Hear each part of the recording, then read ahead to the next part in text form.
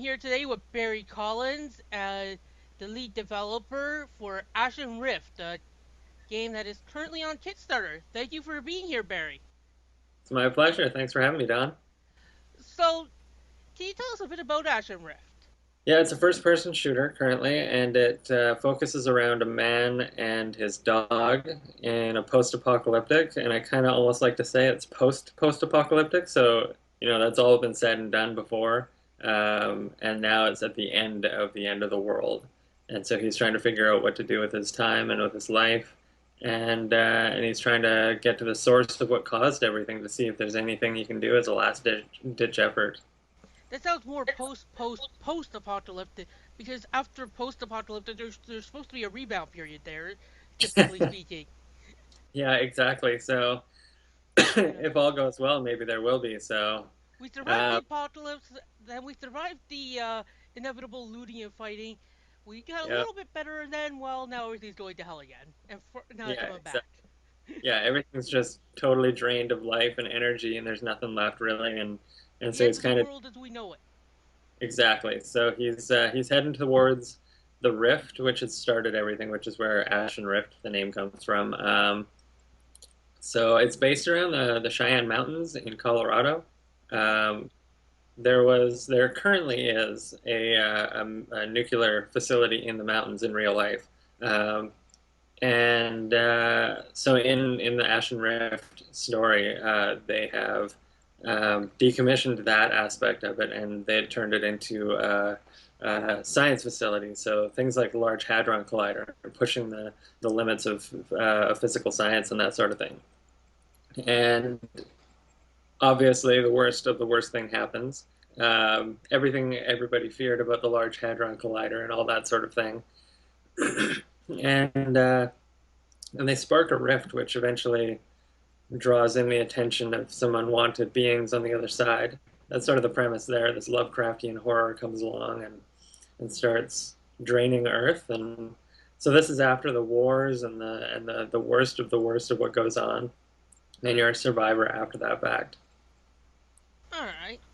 Uh, so speaking actually a bit about that, you mentioned about the shooter element there, about it being first person. You're toying with something else. One of the things I noticed as I was looking around on Ashen Rift was that this is actually the first of your. This is your third campaign for the game. The first two were for funding it, and I imagine in part relying on other sources to help it, as almost all Kickstarters are. And this Yeah. time you're looking to get to PAX East, and you've already succeeded on reaching that goal, and I imagine are hoping to get more to help there. And so, but this time your campaign made no mention actually of being a first-person horror, survival horror experience as the first two, or being inspired by classic shooters. What was the reason behind that change there? It's kind of just a marketing aspect at that point. A lot of people they didn't necessarily react badly to those aspects, but there was just a lot of weird questions about it that came up. It kind of gave people expectations. If you say survival, then they're expecting um, hunger systems and being able to drop dead at any second if you get too cold. Those sorts of things, which aren't necessarily out of the realm of what can happen in the game, but it's not really the point. It's about the story. And then if I say horror, they're expecting jump scares around every corner and that sort of thing. And again, it's not the prettiest world to be in, but again, the monsters being scary looking and gross isn't the point. It's about the story and that sort of thing. And then again, like I said, even with the first person shooter aspect, um, trying to draw that back because again, I might have elements of third person in there and whatnot, whatever serves the story the best. So, why didn't you discuss any mechanics on the particularly beyond? You discussed a bit about Bounder, but not very much on there. You went intentionally very light on what type of mechanics this time. Yeah. So with Bounder though, he'll I can go into it a little bit more obviously. He's going to be a dynamic little creature by our side at all times, right? He's Yeah. like just like a dog. He's not going to be entirely predictable. Um, so that's actually a big key element to the game is that if you play through the game, you're going to get a totally different experience, a relatively different experience than I will, because maybe you're cresting over the hill at this one point in the game, and and for me, Bounder stayed completely quiet, and we hid in the bushes, and we managed to avoid all of the feeders, and there was just no issues whatsoever. It went super easily. And then you're cresting over the hill, and Bounder happens to bark or happens to see something and goes running after it, and then all of a sudden you've got a whole new case of monsters on your hand that you've got to cope with and get away from or whatever. I like the the dynamism that can happen there, um, and even just if you're like wandering around and you think to start exploring a little more, and Bounder just picks up on a smell and goes for it and helps you track something down. It's not necessarily that he's there as a tool either, because there's no way in hell you think about your dog as a tool. He's your friend. So to me, as a game designer, it's finding that balance where again, it's not about the systems, it's about the story, and Bounder isn't a tool. He's your friend, and he's he. I'm not trying to present him to be this ultimate buddy in a video game that helps you do stuff. He's just literally trying to be portrayed the way a real dog is in real life. Sometimes they're amazingly helpful and will save your life. Other times you are just embarrassed that you own them. Like it just depends on the timing and the moment. So Yeah, and that can definitely be something interesting there. And it mhm. seems like with both Bounder and the feeders, the main enemies in the game, is what I understand. There Yeah. seems to be a focus on non-visual senses in how they all function. Like the feeders react strongly to sound and vibrations. Founder reacts to sounds. Sense for both is another trigger there. It seems like Mhm. that's how you reach triggering that into the game that it works well, and that it also feels natural to the player, so it doesn't feel like that the game is constantly, having stuff going on that they have no idea what's going on around them and feel like completely out of control. Totally. Yeah, that's a great question. So, with the feeders, we've been doing a lot of testing and making sure that so if they do have a visual sense, but obviously they don't have eyes on some of them. Um, so it's definitely dulled down. And what the way it literally works is that we have sensors attached to their physical head. So if you notice in the trailer, when I walk up behind it and smash it in the back, um, it actually turns around and looks. I had to animate that as a part of the hit in the back reaction. But the him actually doing that is triggering his AI to understand his surroundings more. Um, so that sort of thing. And then what we do is we have a sort of a memory system for him where there's high priority, medium priority, and low priority. Those sorts of low priority stuff he'll saunter over to. High priority stuff he'll go and check out and he'll be really curious about, and he'll probably have a location stored for the last roughly the area that was last known to be. And then for high priority, again, he'll for sure remember that for a long time where what the location is. So if a feeder hears a shotgun blast 100 feet away, that's going to be a high priority, and it's going to bolt over as fast as it can, and it's going to stand there and it's going to search the area that it last heard that, and it's going to be looking around. It's going to hopefully spot you, and then so you're going to either have to take it on, knock it on its butt, and take off. That kind of thing that works really well as well. Um, so you might not have a bullet for your gun at the time, right? But you can see a log on the ground next to you. Pick it up, throw it at his face, and you take off. And he's kind of struggling. He's ragdolled. He's getting up from his ragdoll. He stands up, shakes his head, and starts looking around again. You might be out of there. So it's just that kind of a sense. And then the same thing goes for Bounder. He's going to have the same systems applied to him. So instead of, for low priority sounds, which literally might be inaudible for you, his hearing range is significantly further than the actual audio receivers for the character player pawn in the game. So he can like literally hear things you won't be able to hear, and he can pick up, say, a low priority. He might turn his head and look towards it, or he might do a low growl, those sorts of things, just as almost a physical radar, if you will. If you care to take the time Bounder will tell you things if you're willing to listen. Um, just like a real dog. If you ever walk into the forest and your dog just stops dead in its tracks, like, maybe I should pick a different trail. Maybe my dog knows something I don't. Those sorts of things. So he's invaluable in that sense. So that's where those sorts of things come from. And again, if you if you think about it, ammunition, those sorts of things do have a specific odor. And if he's digging around, if he walks within like 10, 20 feet of something, he might pick up on it and he might get obsessed with it and then you'll track it down, right? So those are the ways that those things will kind of more naturally come into play. Yeah. So, related to that a bit is how well trained is Bowser in the game? If you're not wanting him to go digging up after that ammunition and you're needing him to follow you because there's several feeders nearby, is there ways that you could try to uh, help have him manipulate? I guess is the game analogy terms. Convince Bounder to work with you. Whether it be a treat or trying to give a quiet command to him to be quiet and stay still or something like that. The intricacies of how that's going to play out haven't been fully explored yet, but the concept is at the moment that there's going to be a physical interaction system, pardon me, when you're close to him, which will give you access to the minimal storage on his harness and everything, and then and potentially pets and whatever. Although I haven't gotten to the point of being that intricate with the game where that you can go up and Nintendo style scratch them in the ear or anything like that. But that's obviously where I'd like to go if the budget continues to expand. And then beyond that, there will be a circle menu that you can access to basically give all sorts of commands from quiet commands to loud commands, and a certain variety of them, right?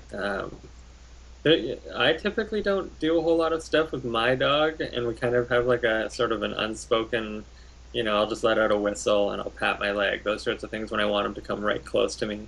Again, sometimes Scully doesn't listen, and I gotta like snap my fingers and yell at her, which is not what you want to do if there's okay. So my dog Scully, if she's standing in the middle of a trail, and let's just hypothetically pretend there's a feeder coming down the trail, I don't want to be like, hey, get over here and like smacking my leg.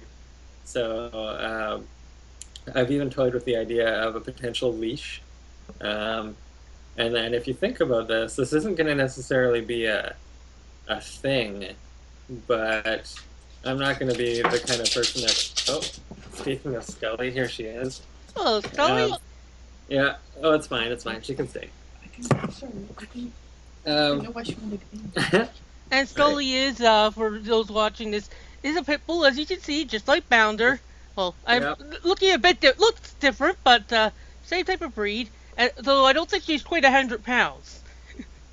God no. Yeah, she's about 35, maybe 40 pounds, but So she's not a walking doggy tank either.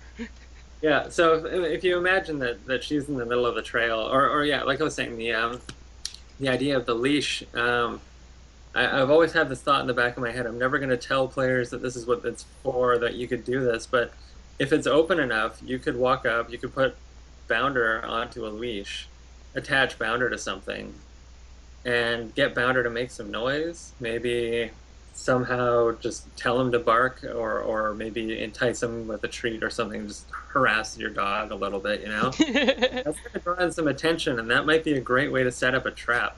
But boy, are you playing with fire, because what happens if you mess up and Bounder just ends up chained to a tree and gets attacked, right? So there's a lot of options of how you can play the game, right? And I'm not going to tell players one way or the other. And the more I'm able to develop, and the more things like a leash system where you could walk up and drag your dog quietly out of a scenario, or tie your dog up and potentially, if you were willing to risk it, use your dog as bait. Those sorts of things. That's where I think the real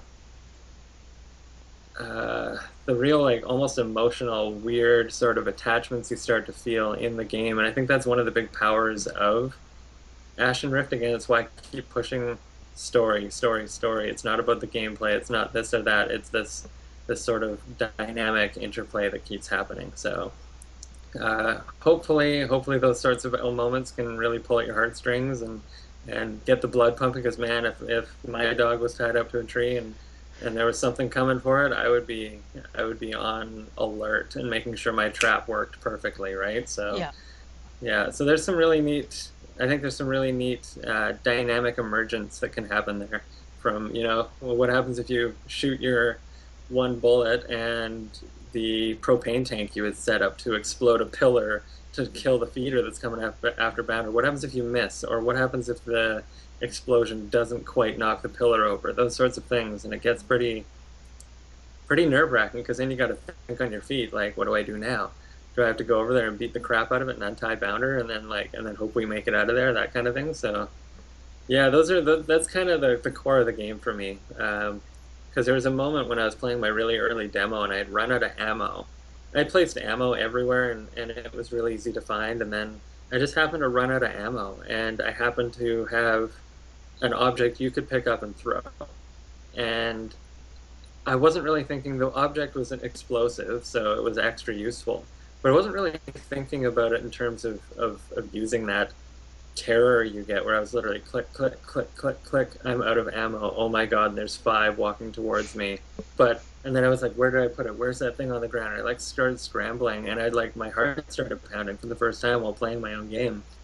I was like, whoa, this moment of not having ammo and scrambling to find anything possible on the ground, a rock, some dust, whatever, just pick up whatever you can and throw it at this thing and get the hell out of there. That was where all of a sudden I was like, this is my game. This is it. This is the 30 seconds of almost, all the designers always talk about your 30 seconds of fun. This is your 30 seconds of horror. This is your 30 seconds of panic. This is your exciting moment of the game for me. So that was when I found the game, and that's kind of where it's been, what I've been striving for in all aspects of it. Because Star City can add, yeah, because you're always battling, you need the gun, but if you use it, and then if once you're at that situation where you don't have any more, well, you gotta figure out other things, and Yeah, and then do you really want to use it because you've only got one bullet? Bullets are loud. oh yeah, The feeders are going to hear you. You're just going to draw in more attention, so you better have a plan. Like, yeah. yeah, it gets pretty intense. It's at certain points. Seems more almost like survival horror before that became a term for action horror. Yeah, exactly. More along the lines of the old taken up to the modern, taken with modern storytelling and system focus, as that seems to be a lot. You seem to be focusing less on scripted responses to things and more on designing multiple systems to let things interact and figure out what's going on there. Yeah, because once you have dentable terrain via explosions, once you have fracturing objects in the world and some explosive objects in the world, and then creatures, both your friend Bounder and the enemies that react to sight, sound, and smell. Once you do that, you literally just have a dynamic little element that starts to feed off of itself. If the dog barks, they go after the dog. If you fire a gun, they go after that. If you set a little fire and blow up a propane tank, they'll go after that. Meanwhile, you could be setting up a trap or just diverting them and sneaking off through the bushes, and yeah, it's just I'm not going to tell people how to play the game, and I'm looking. What I'm really excited for is actually watching all the streamers and YouTubers play through it, and I have a feeling I'm going to see people play through the game in a way I literally never imagined, just because um, it's kind of open world in one weird sense, but it's not at all. It's a linear story. Like Half-Life is kind of like you're going through buildings and it's on a really tight rail. I want this to be, obviously you're in more farmland and going through mountain passes and stuff. So it's definitely open, but it's not an open world. But it's not tiny and tight and always hallways like Quake or Half-Life. More like linear in the sense of Deus Ex. There's multiple approaches to any problem, and you have an open area to go about, but the story is going to the same location, generally speaking. Exactly, yeah. There is definitely point A and point B and point C and all of these elements along the way that you need to encounter, much like in Half-Life. There's no avoiding those aspects because, again, it's about the story. It's not necessarily about providing an open world where you can find your own stories and those sorts of things. So, Yeah, and that's definitely what you're going for there. Um, so what methods of storytelling are you trying to utilize there? Because there are lots of different tools. Video games, more than I think any other medium, basically have so many tools that the developer has at their access. So how are you planning on integrating those different tools, and which ones are you focusing on mostly? Like specifically like systems and so on for like encountering Well, with locations. storytelling, I was thinking more like there's environmental storytelling, there's your cinematic story.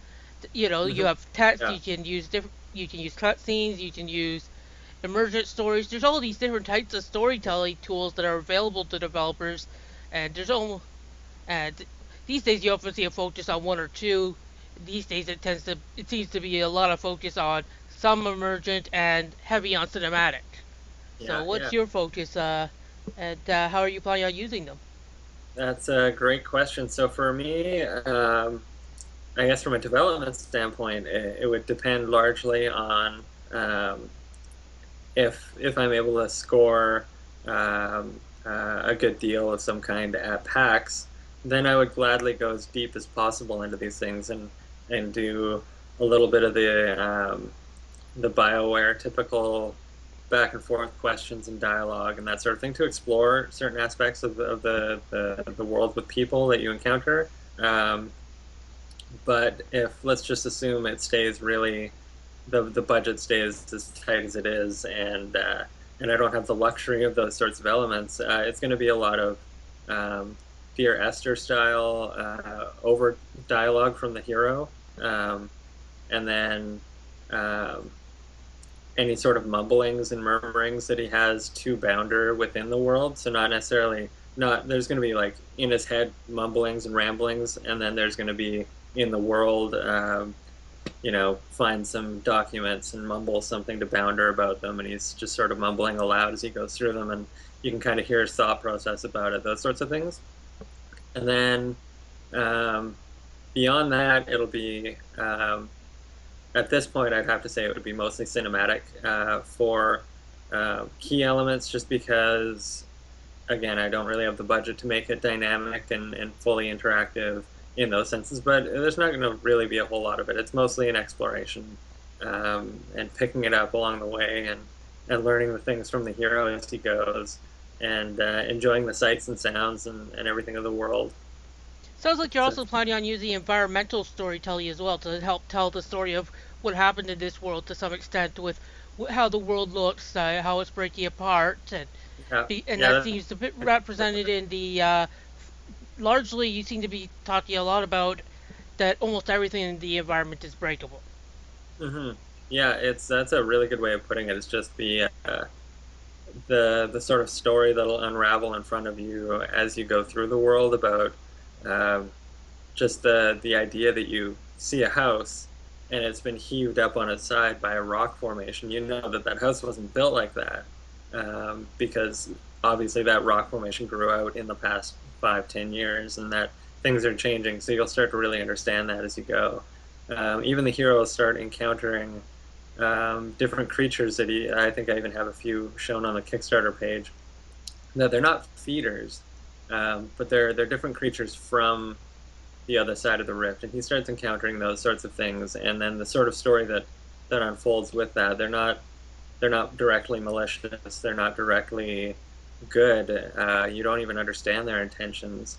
Um, and they're part of the reason why he's having these visions of things like his own death, and and then just sort of the story that comes along with all of that, and just unveiling it and him coming to terms with it, and wanting to push a lot of the character reaction stuff. Like, to be honest, when I played through what's the name of the game? The Vanishing of Ethan Carter. I really liked it. It was really good. It was beautiful. Everything about it was fantastic.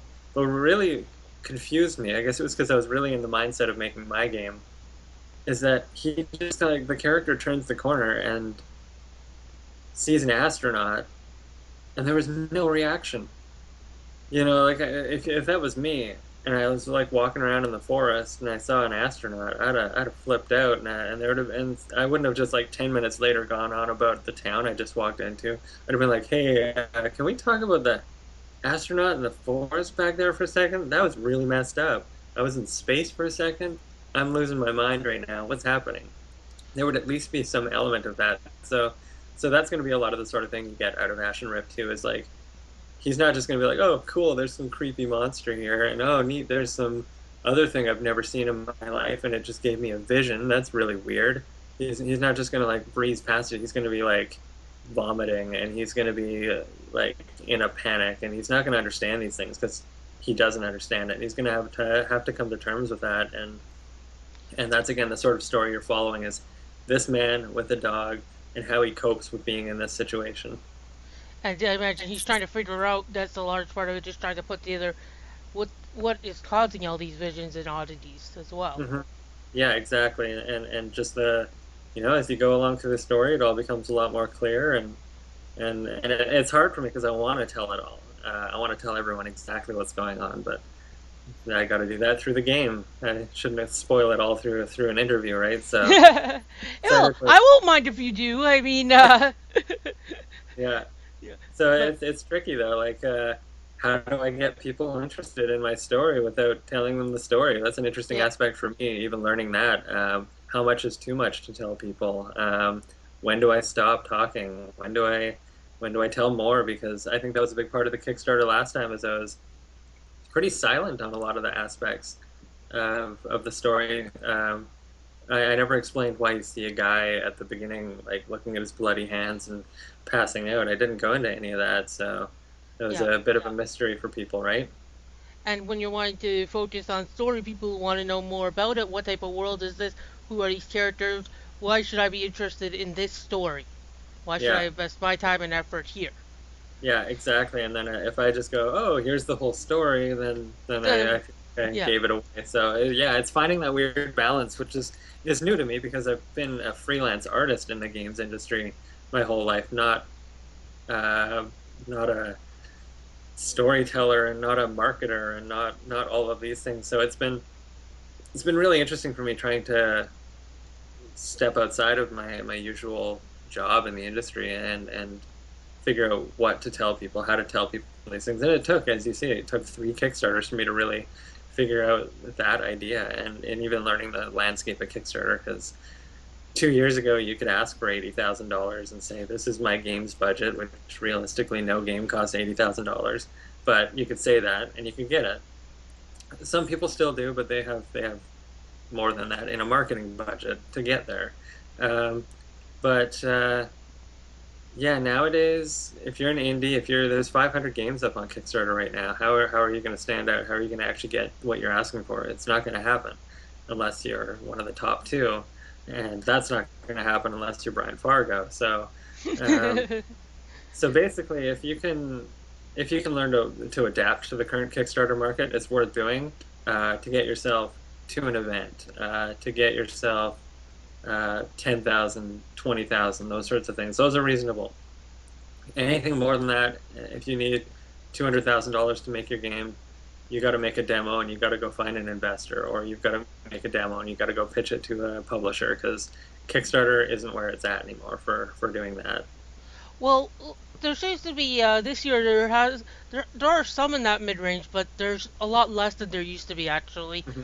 Just to expound a bit on what you're talking about, this year they've said that yes, there's more money raised on Kickstarter than ever before this year for games projects. However, that money has been there's less going to smaller projects, and it's been more the success of the huge mega projects, almost like the AA game level than the Exactly. indie level. It's not at the AAA level, but your Shenmue 3, your Bloodstained, Ukulele, and you can go on. And what's also interesting this year is that there's been less of a trickle effect. In the past, when a huge Kickstarter happened, there was always a trickle effect to all the smaller ones, as people who came on the Kickstarter would look around. That's not Yeah, been it's true. happening this year. Hmm. Yeah, I noticed my currently it's still moving along, but once my initial bump was done, it's really it's slowed down. I've done 3 now in the past year and a half or so, and every single one, the just the daily margin that you get just for the fact that you're on Kickstarter has gone from, I don't know, $500 a day if you just sat there and did nothing and had a project on, all the way down to last time I think it got as low as like $80 a day. This time it's like $20 a day. If I just, if I didn't go on Twitter and I didn't go on Imager or I didn't go on Reddit, then it would go down to zero. I'm sure of it. Just because, yeah, the Kickstarter self-fueled traffic that you're talking about, that trickle down effect is not there anymore. Yeah. We're so divided that it's basically not mentionable. Yeah, Um, yeah, exactly. well, some of that on this one in particular, do you think, I mean, you've talked a bit about having trouble getting media coverage on your Kickstarter. How Hmm. much do you think that has to do with, say, you're talking about wanting to go to PAX East with this? That's obviously a very different thing from what most Kickstarters are looking for. Most of them are Exactly. looking for helping out funding. They're not, if they're being honest, they're not saying this is the whole budget. They're saying this is, I want to help fund it, maybe prove to others, this is what it is. I don't think I've seen anybody try to fund a trip to get an investment. I have seen ones fund a demo on a few occasions, a full tech Yeah. demo on a few occasions, but I've not seen anything quite like what you're proposing there. Yeah, I think that's exactly the issue. I think that's striking at the heart of why it's been trickier with this campaign. I was talking to my friend at Eurogamer, and I was like, "Hey, any chance you could do an article?" And to me, in my mind, I'm like, "Oh, it's just it's my Kickstarter for my game." And he's like, "Yeah, it doesn't make sense for us to do one about an American event." And I'm like, "Oh yeah, totally. Like, why would I have even asked that? That doesn't even make sense." So, um, yeah, absolutely. That's definitely a weird thing, but it if I go on Kickstarter and I ask for 80,000, then people say, "Why do you need $80,000? That's so much money." And if I go on and ask for 40,000, they're like, "40,000? That's not enough money. What's wrong with you?" And so if I just say, "Okay, I need to get to an event. Any help is help. I need like if you can help get me there, I'll give you a demo and a game and a shirt and a patch, whatever, that kind of thing." Then then that's so much more reasonable for the Kickstarter climate as it is right now. So So, out of curiosity, you've reached your goal already. You're gonna be able to make it to PAX East to see if you can find somebody interested in picking up and investing more into Ashen Rift. correct. What number would you need to reach on this Kickstarter to be able to fund it on your own, based on this? Um, To help fund, based in addition to what you have. to get it to where I would like to see it, a realistic goal would be about. Um, Again, it depends. Like I said, Yeah. if I got a magical high number, I would obviously be able to develop the hell out of it and get everyone would have a way better project sitting in their hands when it's done. It wouldn't just be me working my butt off on it. I'd actually be able to hire 2 programmers and instead of me struggling for a week on a script for making a gunfire, I could just be like point at the guy and snap my fingers and it would get done like 2 minutes later. So that kind of optimization that happens right there, and then even being able to just talk to a person and an artist and be like, "Hey, I need help with the main character," and instead of being like, "Please, I hope you have spare time to help me out," and instead being like, "Here's $2,000," like that kind of thing changes everything because they can get it done the next day. That sort of thing. Um, so a realistic budget to, if I had a dream budget, it would be around $400,000. That would be a really substantial amount of money to sit down for 8 to 12 months and really have a really good dedicated team working not just on faith but on the fact that they have a roof over their head now. So that would be like a really nice, comfortable budget to do a lot of really cool things. But realistically, um, to keep this going on my own as a little solo thing, 45, 55, somewhere around there, $1,000 that'd be moderately comfortable, like to keep it going as a solo thing and have a bit of money for freelancing here and there. And instead of having a programmer or two on staff full time, I could at least slap a few programmers with some money here and there and make things happen. So Bring them yeah, in for particularly difficult systems and how to say, okay, I need exactly. this system. Here's what I need it to do. here's what I've got started on it. Can you finish this up? Exactly. Yeah. So that's where the dynamic changes. Um, it goes from me struggling to hack something together to just snapping my fingers and getting it done. So that's and so this budget, the 10,000, just gets me to a point where I can polish up what is currently existing and make it into a playable, fun experience that really shows off what the game's about. And Hmm. then getting that in the hands of I have a few publishers that are interested and want to get their hands on the playable demo. But so that's what this is also helping getting me towards. Um, and then I'm sure more is going to pop up at PAX, before PAX, and during PAX. Yeah, and trying to get that opportunity to see if, can you get somebody, can you get someone that interested and sell the product to them as Hmm. an opportunity. And worst case scenario, I'll keep going for a while after the PAX demo, and that'll serve as the starting point because that's going to go out to a lot of the backers on Kickstarter as well, plus anyone who wants to stream or those sorts of things or just play test it. Um, then I'll be able to really get a grip on what needs to change, what needs to be fixed. I'll do up a polish after that, and then I'll go into early access on Steam, and that'll also help fuel the development further. So, yeah, there's plans past this fairly minimal Kickstarter. Yeah, this is just sort of a stepping stone to other Yep. things. And I imagine you're already relatively happy with the success of the Kickstarter, given Oh, it's 1.5 times funded, I believe. Is that uh, 16? Is it? I think it's 1 point or 130% funded, round Oh, about there, maybe 131 or something like that. So let's yeah, see. 30% beyond the goal, which is nice, which means that instead of a $1,500 laptop, I can start looking at maybe a $2,000 laptop, which will benefit development because my computer is excessively old. So if maybe I can replace my computer with a substantial laptop, sort of for a couple extra bucks, replace my whole system with this laptop, that kind of thing. And it also Um, gives you money if you need to travel to say a developer publisher after the event, say, and you have one that you're comfortable with. Say, yeah, I have a device that I can show this off to. exactly, yeah, and it gives me a little bit of that wiggle room that I'm always worried about not having. Again, if I come up against a giant bug that I can't fix, I just got a couple thousand extra dollars on top of my goal. That means I can start subcontracting here or there if necessary. So it gives it's not a whole lot because man, you can burn up that kind of money in no time flat when you're working on a game.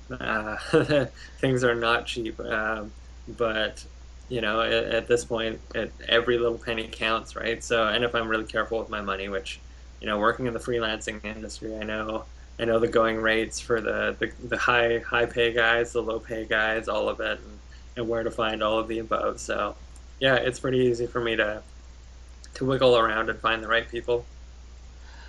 So speaking about the early access you mentioned, and that's a situation where you go to patch, you're not able to find anybody for one reason or another, you know, or maybe you get a minimal funding boost and they want to see it into early access. There's all sorts of scenarios there. Hmm. Now, have you devised a plan for how you plan on doing early access? Because yes, there are the huge success stories on early access, just like there are on Kickstarter, but we've all seen also the other side of it, where um, I believe I'll mention one that you probably know, Space Base DF9. Can we mention that giant failure of an early access title? um, I mean, that's obviously the extreme end where a title gets basically tossed out as finished because they were saying, well, all our funds need to come from early access, basically, beyond a budget that that's your dream budget. Yeah. So what type of plan have you devised for early access, or have you done so? I'm not the biggest game player, so I don't tend to hop on early access games all that often. So it's definitely something I need to research a lot more. But my plan would be obviously start with a basic demo and start expanding from there towards just every couple of weeks or so provide extended content from the actual game or um, more of the sort of sandbox elements that I would be setting up, because I do a lot of that where I'll set up almost a maze of sorts just to test the AI's visual or the AI's audible sense, and and then sort of adding in the crumbling elements or the destructive elements, and then toying with that and making sure that when a feeder gets knocked on his butt, that he does forget where you are, or that he doesn't just automatically have an accidental lock on you and that you can't run away from him, those sorts of things. And just getting the players in and helping with that sort of stuff while expanding the storyline, and just my plan would be constant updates, making sure everyone stays up to date and has their hands on something new relatively constantly. What would be your plan, say, if a bunch of your early access players say that they particularly love this maze? There's several mazes in a row. They say they love playing like this. They don't want it to go away, even if you're just testing it. How would that affect your development? Would that Uh, change where your game's going? What type of modes you create, or what would your plan be there? oh yeah, if certain things are resonating more with players than other things, that completely changes the dynamic of where I want to go. Because um, as much as I found a few moments that really got my heart pounding in my early test, um, I would rather that might not do anything for anybody else. So um, yeah, if other people are like, "Whoa, I did this thing where this happened and then this happened," and that blew my mind, then yeah, I'm going to be engineering that exact moment as many times as possible in the game. Um, and if they're like, "Oh, I never play in first person, I always put it into third person," um, things like that, then yeah. And if literally, if that's like 99% of the players are completely head over heels for third person mode, then yeah, why would I make it first person, right? So yeah, that's another big aspect of exactly what's going to happen in early access. I'll get that hands-on feedback to finally start crafting my story in a way that re uh, resonates well with the players. So again, like I always said, I'm not dead set on the gameplay, and not that I don't have a plan for it, and that I don't know what I like. Um, but to me, it's about the story, and it's about the interplay between you and the dog in the world. So realistically, if other players are loving it one way resoundingly, then as it doesn't affect the story about the man and his dog in the world, why would I care about how the intricacies of exactly how it's played compared to what I like versus what everyone else likes? Yeah, and how does that work? Say if that how would you plan on balancing that if something's really popular that you decide you don't that doesn't fit your story or where you are going? How would you work with that? That's a good question. I can't really imagine a scenario where that's happening, but it theoretically could happen. Maybe everybody loves the game but absolutely hates the dog somehow. Then I'd really have to like reassess um, how um, how the dog gets used in the game, and how he's used in the story elements, and just really sit down and look at those things. Yeah, if it's a make or break type of thing for a lot of people, then it'll definitely get looked at, especially if the early access is continuing to thrive and is helping fuel development. And let's just assume all of a sudden it hits like maybe $5,000 revenue every month. That's a substantial amount of money to start funneling into other developers, and then all of a sudden the ability to adapt and the ability to change to those requests or flaws in the design or flaws in the story, those sorts of things, my ability to react to that changes completely. So again, that's also like I completely agree with that idea of helping make the game read better to people. But at the same time, if there's no money there to adapt, then I won't have much of a choice. So it depends. It's a pretty dynamic series of options that can happen there. There is still going to be a few things to the story elements and the core feeling or the core look of the game that I'm not really gonna, because again, it's about the story and the emotion to me. So hopefully, I can keep those elements as strong and firm to myself without like I don't ever want to undersell what I have in mind, but again, if I can change it in ways that help it communicate better to people, which is what games are all about. It's all a communication method. Because again, like you're saying, maybe I'm just totally failing at communicating what I'm getting across or what I'm trying to get across, and people will tell me that immediately. Gamers are very blunt, Yeah. so I'll know what's working and what's not pretty quickly. And that's actually what I'm looking forward to the most because like I remember I sat down once with a really early demo of the game, and this guy sat down and he starts walking through it, and I think he's like the 10th person to play through it at this point, and I was like I just wanted someone to notice a little Easter egg I'd put in there. He's like, "Hey, shoot that car up on the hill; it'll explode." And he's like, "What?"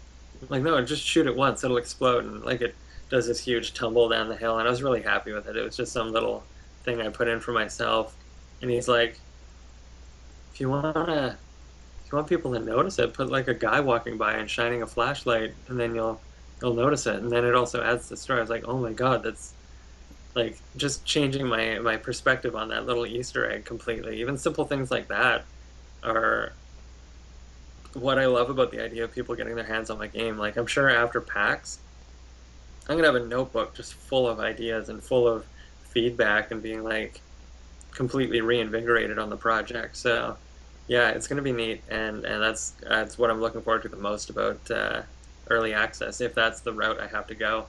Although I'll end up in early access at some point, that's for sure. But whether or not it's sooner or later, Yeah. to help fund development or as a really good like early beta kind of thing. One of the issues that can also happen though with doing that, and we've seen in an early access success is Darkest Dungeon, where right now there was a quiet base while a bunch of players spoke up what they liked, and it's ended up creating a split base because part of them seemed to be more in line with where the developers were going, and another part were liking these features that the developers have changed or messed around with. How do you balance that type of silence, who like it but aren't really saying much against the loud vocal detractors? And those tend to True. be the loudest in the gaming community oftentimes. It's not the person who supports you, it's the person who dislikes something. That's true. Yeah, I guess at that point it'll be boiling down to a lot of obviously my gut feelings and my intentions behind making the game. Um, and then yeah, maybe I'll work a lot more with like trying to draw out the quiet voice, like you're talking about the ones that love it as is or have a criticism, um, and or something that's just not resonating with them. Those sorts of things. Get those people to speak up a little bit more than the people who post 50 comments on the forums or whatever, right? So yeah, that'll be an interesting balance to strike. I think a lot of it's going to come down to staying true to what the idea behind the game is, and then I think almost no matter what at that point, um, you'll have a pretty good thing on your hands. And like you said, maybe there's a sandboxy kind of test thing that I do that really just everyone's like, oh, I haven't even played the story yet. I'm sticking to this one little sandbox demo. I just can't get enough of it. Then obviously I'll capitalize on that and put out a specific polished version of that just to keep people happy because yeah, there's the story, but then if I have an opportunity to have excessive amounts of fun with other players, then why not, right? If it's already done and it's already there, just put some polish on it, release it as like something for the people who are backing the project or supporting the early access, then yeah, these are the people that are funding the game technically. So why wouldn't I go out of my way to make them happy, right? hmm So, continuing on early access, you mentioned there that you're wanting the early access to be spoiler free, but we're talking about a game that you are saying is all about the story in a lot of ways. Now, some of what Hmm. you discussed is that you're almost wanting the early access backers to be more beta testers in a lot of ways, giving you feedback and such. And a lot of times, early access tends to be more divisive than that in many cases.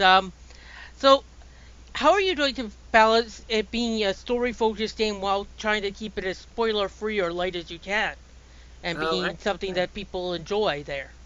yeah, I had a couple thoughts about that. My thought was that I would have the sort of general access one that I would allow um, everybody and anybody to stream and put stuff up on YouTube and those sorts of things. And then I wanted to do um, a private access. So maybe I don't know how I would do that. Maybe I'd just select people that were interested out of the early access and Kickstarters and those sorts of things, and then I'd get them to sign an NDA, and I'd get them to help me polish off any bugs I'm not finding through the story. So they'd obviously be the first people to know everything about that part of the story. So also a pretty exciting aspect that way. But yeah, I think putting people under an NDA to keep the juicy bits quiet, but still letting as many people as interested get their hands on it. Yeah, but what if let's we're going into hypotheticals here. Let's say the early access you're having some issues because, people are saying, "Well, this is a story focused game. I'm not seeing any story. What's this Yeah. about?" What would your response to that be?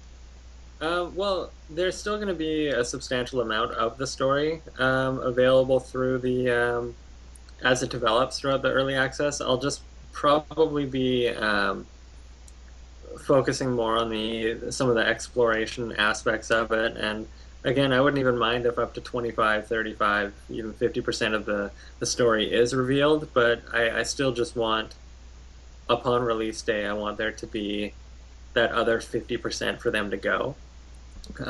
So hopefully what I do lay down is appetite whetting, like it just gets people going, hopefully. Um, I just don't want people to know the cliffhangers, and I don't want them to know the the nitty gritty details about exactly what's happening. Because if I just lay it out, then it's all said and done, and people, I don't know, I get angry if I'm sitting around and someone mentions like, oh, we're gonna watch this movie, and oh, let me just read the Netflix synopsis. I don't even want to hear that. Like I get angry. I don't like. Maybe it's just me, but I don't like. I want to when I start something, I just want to start into it. I don't want to know that some guy is gonna do this and then do that, and then something crazy happens. So then I'll just be sitting there the whole time, being, okay, he's done this, he's done that, and waiting for the crazy thing to happen. I don't like spoilers, so maybe I'm too crazy about it. But yeah, I'll try and find a nice little balance between giving people enough to be interested, while still giving them something to look forward to in the final release. Spoilers tend to be a divided topic on the internet. Either people seem to not care at all, or they care a lot. So you're Yeah, not it's alone there on that at all, I don't think. Uh, let's see here. So, what would you say as we discussed a bit lately, this is your third Kickstarter for it. What would you say is the most important things that you learned the last two times? uh, the first one, the big thing I learned was to shut up and show action immediately. Um, it's I did just as well. Actually, I did significantly better on the second campaign by just showing a whole bunch of cool stuff than I did explaining circle menus to interact with Bounder and crumbling world and this and that. I did better by not saying any of that stuff. Um, so in a weird way, less is more, and show action immediately, and then for this one, adapt to the current climate of Kickstarter. So um, I was asked once by, I think, Charlie Hall at Polygon. He was like, "Well, what would you tell people who want to do Kickstarter?" And this was just after my last one. I was like, "Don't do it. Just don't do it. It's not worth it." No, it's worth it. You just gotta like learning. If I knew that, what I know now, um, you just got to adapt. It's a totally different climate. Again, you're not going to get $80,000, which already right off the bat, that's not enough money. So don't even bother.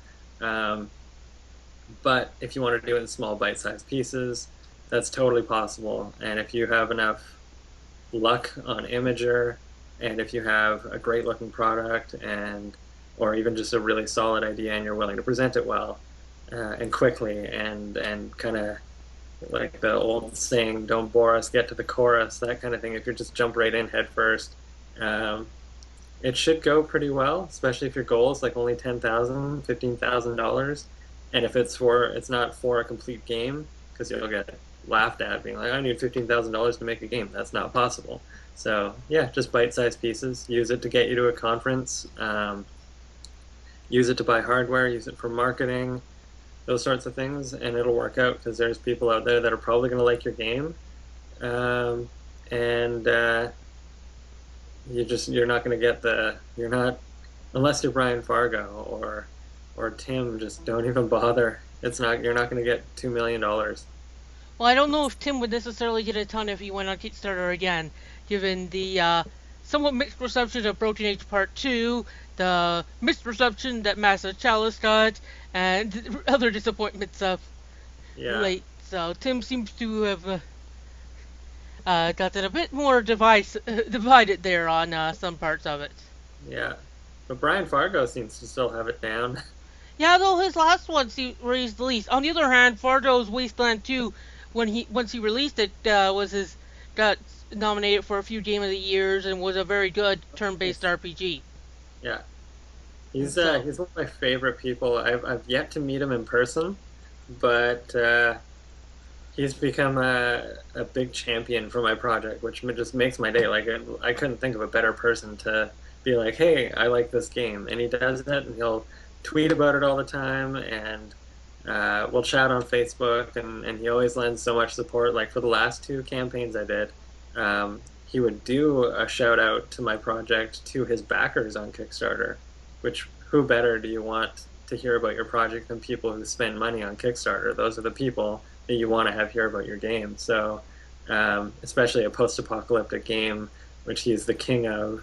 Um, so yeah, he's been really good with that sort of stuff. If he does a shout out, it's usually one of my highest funded days, right? So what he says counts for a lot, and especially when it comes to running a campaign.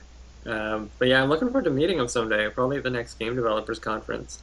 Um, I remember sitting down once with I bumped into Warren Spector at the last time I was at the Game Developers Conference. I was like, "Hey, remember me? I was a fanboy 10 years ago." Blah blah blah. He's like, "Oh yeah, I kind of remember that." I'm like, "Oh, check out my game. Brian Fargo likes it." And he stops. He's like, "Brian Fargo? Yeah, that's awesome." Like I remember the first time. I think it was like 25 years ago when I first saw Brian Fargo walk by, and I was like, "Oh my God, it's Brian Fargo!" And like hearing Warren Spector say that was really cool. So yeah, it's neat having allies and stuff like that. He even got Brian Fargo when he tweeted about it. He got Cliffy B to back it, which was pretty good. so have you ever asked Brian about whether he'd be willing to try and help you fund it from in exile with the success they've been having, and they just launched a new studio as well? It's not entirely impossible. Depending on how things go over the next little while, I would feel stupid asking that without getting a demo in his hands, which is what this whole Kickstarter's been about. The ability to finally get a really legitimate demo in people's hands. Then that opens the door to things like that. It's not impossible. I don't know how realistic that is considering their financial situation or anything like that. I don't know. But I know he's been pushing a little bit with the fellows at Fig, his crowdfunding platform that he's involved with. Yeah. So there's a small chance that if this goes well, and if all the board of directors or whatever with Fig, if they're interested enough, that Ashen Rift could be one of the projects to come on there. But I don't want to say anything officially, but it'd be really cool. He's definitely down to help, and he's been pushing things like that. So, after I get a demo in his hands, maybe a little bit more of that's possible. At least, maybe he'll introduce me to the right person at the right time too, that kind of thing. Yeah. But even if not, it just makes my day that he likes the project, he loves the look of it, he's always willing to help out. So yeah, like you said, maybe he's the guy I've been needing to know this whole time. So yeah, I wouldn't put it past him, but. It's I think after he gets a gameplay demo or anybody does realistically, it opens a lot more doors. Because right now, just basically what I'm showing off is a cool trailer and and a little bit of a blurb on a Kickstarter page. That's not realistically enough for any publisher anywhere. Um, Not until they can sit down face to face and play a copy of it. So that's also what this is a big push towards. Did you consider trying to polish up a demo and trying to run your Kickstarter when you had that ready? As a lot of Kickstarters with demos have done significantly better than others. I've thought about it, but at the same rate, I figured if I ran a demo at this point, people would find a lot to criticize. Um, Maybe they think the movement system's bad, or maybe they don't like the way a gun fires. And then all of a sudden, the game releases a year later or whatever, and they're like, "Oh, I already played that game. The movement sucked," or "Oh, the gun sucked." Like it feels like a potential loss of some customers that way, to give them something so early. Um, but then again, maybe not. Maybe it would have been a fantastic idea, but um, there is, again, maybe 5 months from now, after PAX is all said and done, and and the funds are drying up again, or something like that, and it's not quite ready for early access. It's not entirely impossible to do another $5,000 or $10,000 Kickstarter to get the last leg of the way there to early access, or those sorts of things. So that's again another neat idea about keeping your Kickstarters as small bite-sized aspects. It doesn't close the door for you to run a second one or another third one even, if it's small, reasonable, and well explained, and it doesn't come across as double dipping. And if it's literally like, this one gets me to PAX, the next one might get me to early access if that's how I need to play it. So, yeah, there's so many options. Have you considered releasing Ashen Rift in an alternative model such as episodic or anything like that? Yeah, this is actually just the first episode, so there's Gotcha. gonna be, yeah, there's gonna be, like I said, there's gonna be cliffhangers and all these sorts of things that I don't really want to give away, but yeah. So realistically, I can't make the entire project with the amount of money I have at my disposal. So bite size. So it's gonna be like the game as a whole isn't a 4 hour game. It's gonna be 5 or 6 4 hour games. And this is the most primitive of them. If you take my meaning, it's not um, how to say this without revealing anything. I guess it's more of the early aspects of it where he's still adventuring and still traversing towards and those sorts of things. There's a lot more heavy duty stuff to come, and I don't have the development resources to execute that. So yeah, absolutely episodic all the So, way. so basically it's the beginning of the story where he's trying to figure everything out, and as he continues, there's gonna be more that he figures out. There's a lot of mysteries about the rift and what's going on, and as you mentioned, there's Cthulhu inspiration there, and I imagine, given that you called it a rift, and you mentioned going to another world, that sounds like that's almost inevitable. You're going through that rift, likely. Just based on my likely guess there. I'm not going to say anything in response. So back I'm to just the going to media drink my coverage you tea. mentioned there. So we talked a bit about the going to PAX East being weird, maybe contributing to people not covering it as much. Do you think Mhm. that maybe there were a couple other things I noted there. That you were covered on a lot of previous decent amounts of sites previously on your first two attempts, especially the first one it seemed. Mhm. Yeah. And you still have quotes there from those. So do you think that those, as well as there being so many projects, contributed to like saying, it's Ashen Rift, I've covered that before. Yeah, I think that's definitely a bit of an issue, but also at the same time, um, it's there's 500 Kickstarters on Kickstarter right now. I feel really sorry for all the media guys that have to deal with the Yeah, five. emails. They literally got 500 emails this month from every single project, maybe even 3 or 4 emails from every single project being like, hey, cover me, we're this, we're that, we need attention. And yeah, fair enough. Kickstarter was exciting 3 years ago. Now it's, for some people, a point of extreme frustration. And if Kotaku just became a Kickstarter reporting website, which it could easily if they listened to any of the requests, um, then they'd probably notice their viewership drop, right? So yeah, it's just, again, like I said, Kickstarter, the whole climate surrounding it's completely changed from what it was 3 years ago. So yeah, that's why I went with a smaller goal. Because I figured I wouldn't get coverage on any of the major news sites, and it would all come down to word of mouth through Reddit, Imager, Twitter, and people like you willing to sit down and chat about it. So yeah, I think there's so many aspects going into it, and yeah, a big part of it is that it's for going to PAX and that I have been covered before, and yeah, so it's a different climate, so got to adapt. Alright, so there's a question that you've been asked every time, so I gotta ask it. Does Bounder die? My official response these days has been, "That's up to you." So what, are you saying that I can shoot Bounder and kill him? I suppose theoretically, if you were that kind of person, you could, but then there wouldn't be much of a game. It'd be a very different game. Yeah, it would. It wouldn't end well. I'll just leave it at that. Interesting. So is there anything else you'd like to share with everybody? Uh, I don't know. Just really happy that this Kickstarter went through. It was. I'm not gonna lie. It was extremely disappointing and hard to take.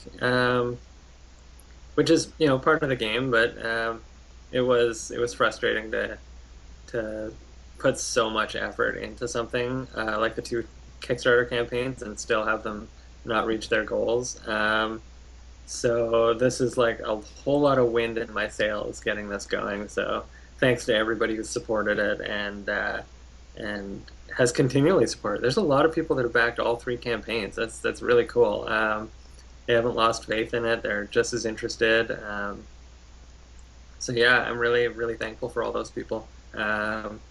And I'm really excited to go to PAX, and hopefully there's a bunch of people that watch this that are going to be there as well, and they can meet up, and I'll give them a jacket patch and let them play the game. So hopefully they like it. Alright, this has been Barry Collins here with Don Parsons talking about Ashen Rift, which is succeeded on its Kickstarter goal to get to PAX East, but is trying to get more money to help support the funding of the game and the trip to help get it to a full release. Ideally, sometime next year is what the hope is, it appears. Though that is with Kickstarter, as always, something that is, at best, a loose guideline, not anything set in stone. Don't see Yeah, any deadline on Kickstarter and say that's what it's going to be in your hands. yeah, it's Uh, down. you can see it over at Kickstarter.com, and that will be it. That's linked on the article and in the description. Thanks. Thank you, and have a good day.